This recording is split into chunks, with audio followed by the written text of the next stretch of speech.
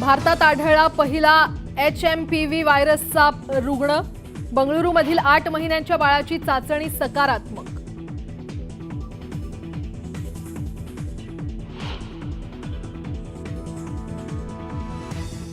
महायुतीचा पालकमंत्री पदाचा तिढा सुटला। मुंबई सिंधुदुर्ग पालघरचे पालकमंत्रीपद भाजपकडे, तर ठाणे रत्नागिरी आणि रायगडचं पालकमंत्रीपद शिवसेनेकडे जाणार, सूत्रांची माहिती।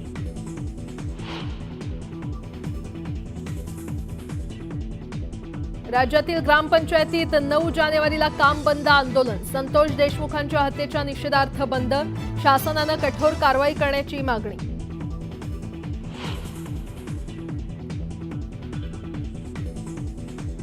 धनंजय मुंडेंबाबत वादग्रस्त वक्तव्य केल्यानं मुंडे समर्थक आक्रमक। जरांगेनंतर सुरेश धस, बजरंग सोनावणे यांच्यासह दमानियांविरोधातही गुन्हा दाखल करण्याची मागणी। अन्यथा आज पुन्हा आंदोलनाचा इशारा।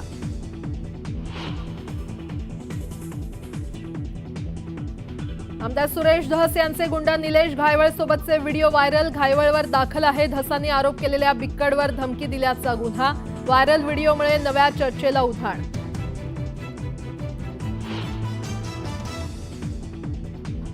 ओबीसी आरक्षणाच्या निर्णयानंतर नगरपालिका निवडणुका होण्याची शक्यता। कॅबिनेट मंत्री संजय सावकारांनी दिले संकेत।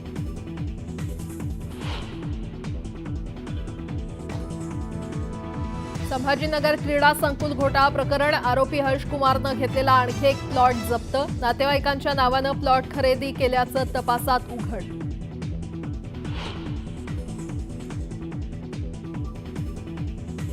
पत्रकार मुकेश चंद्राकर हत्या प्रकरणात मुख्य आरोपीला अटक। कंत्राटदार सुरेश चंद्राकरला हैदराबादमधून ठोकल्या बेड्या।